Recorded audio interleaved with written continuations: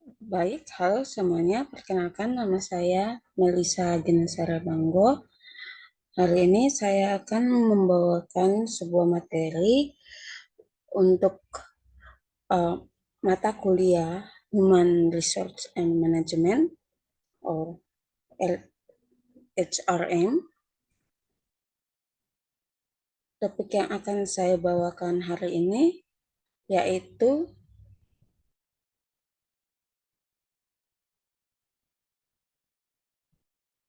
analisis pekerjaan dan manajemen bakat yang berfungsi untuk meningkatkan kinerja organisasi.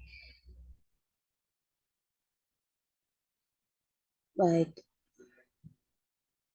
langsung saja kita ke slide yang pertama. Nah, saya akan menjelaskan mengenai definisi analisis pekerjaan.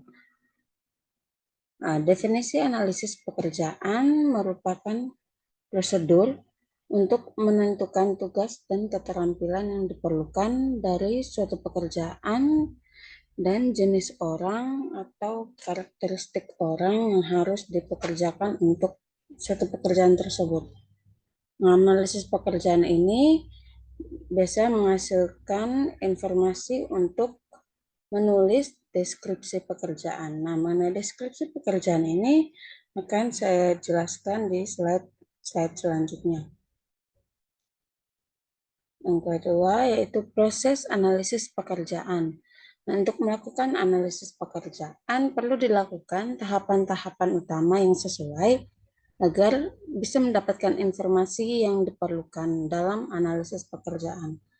Nah, informasi yang diperlukan dalam analisis pekerjaan itu dapat berupa aktivitas kerja, yang kedua perilaku manusia, yang ketiga mesin, alat-alat, perlengkapan dan bantuan kerja, yang keempat standar kerja, yang kelima konteks pekerjaan, dan yang keenam adalah persyaratan manusia. Berikutnya, contoh teknik yang dapat digunakan dalam proses pengumpulan data untuk analisis pekerjaan. Ada beberapa teknik dalam mengumpulkan informasi. Yang pertama yaitu wawancara. Nah, wawancara ini bisa dilakukan secara terstruktur maupun secara tidak terstruktur. Cara yang kedua yaitu kuesioner. Cara yang ketiga berupa catatan harian atau log peserta. Dan yang terakhir adalah teknik analisis pekerjaan kuantitatif, yaitu di mana kuesioner, analisis posisi, dan prosedur departemen dari tenaga kerja. Yang berikutnya adalah proses analisis pekerjaan. Nah, untuk melakukan analisis pekerjaan ini ada beberapa langkah-langkah utama yang harus dilakukan agar bisa mendapatkan informasi yang diperlukan. Nah, langkah-langkah yang harus dilakukan yaitu ada 6 tahap. Tahapan pertama adalah memutuskan bagaimana Anda akan menggunakan informasi tersebut. Tahapan yang kedua berupa meninjau informasi latar belakang yang relevan seperti bagan organisasi dan bagan proses. Dan tahapan yang ketiga adalah memilih posisi yang representatif. Tahapan yang keempat berupa menganalisis pekerjaan secara nyata. Tahapan yang kelima adalah memverifikasi informasi analisis pekerjaan dengan supervisor. Jadi setelah semua informasinya didapat dan dianalisis, harus diverifikasi lagi pada supervisor. Dan tahapan yang terakhir adalah mengembangkan deskripsi pekerjaan dan spesifikasi pekerjaan.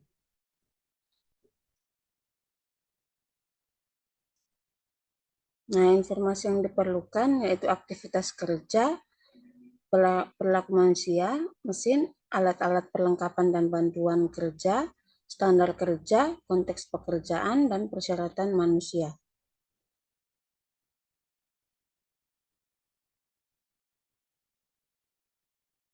Ya, hasil analisis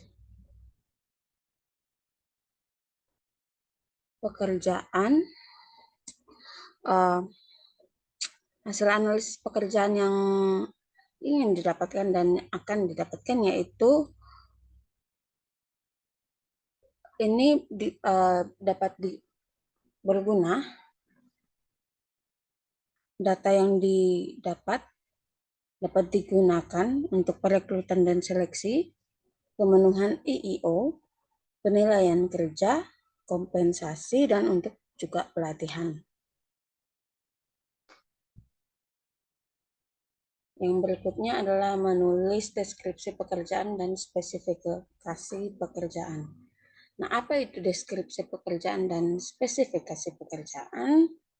Deskripsi pekerjaan adalah daftar yang berisi tugas, tanggung jawab, hubungan pelaporan, kondisi kerja, dan tanggung jawab kepenyediaan dari suatu pekerjaan. Salah satu hasil ini merupakan salah satu hasil dari analisis pekerjaan.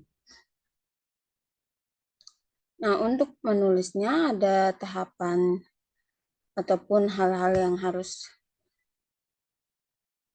menjadi bahan untuk ditulis.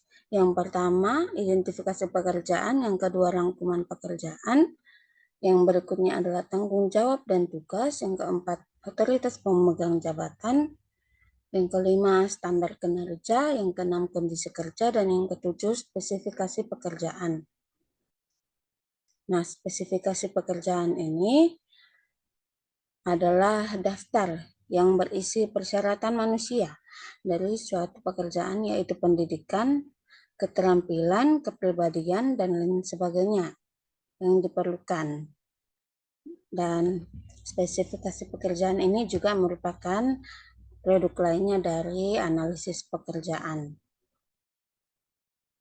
Nah, menulis spesifikasi pekerjaan sendiri, spesifikasi untuk personel terlatih versus tidak terlatih yang akan menetapkan kualitas seperti ciri-ciri fisik mereka, kepribadian, minat, keterampilan, penginderaan yang menyiratkan adanya potensi untuk melakukan pekerjaan tersebut atau keterampilan pengendaraan tersebut harus dilatih. Yang berikutnya yaitu spesifikasi berdasarkan penilaian, lalu spesifikasi berdasarkan analisis statis, dan yang terakhir adalah matriks persyaratan pekerjaan. Yang berikutnya adalah manajemen bakat. Manajemen bakat ini sebenarnya tujuan itu untuk memberikan pengetahuan atau agar bisa mengetahui tentang pengetahuan dan keterampilan serta perilaku apa yang dibutuhkan seseorang untuk melakukan pekerjaan tersebut. Untuk definisinya sendiri,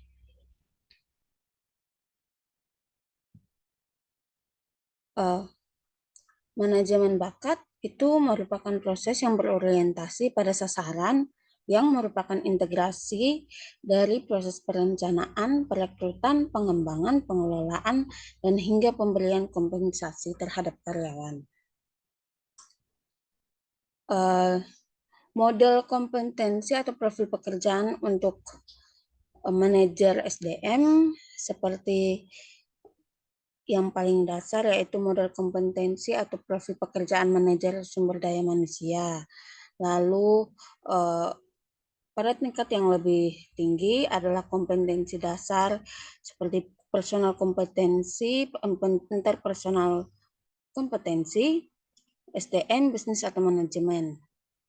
Lalu pada tingkat yang lebih tinggi lagi yaitu pengetahuan dan skill, dan yang terakhir adalah peran. Baik, itu saja.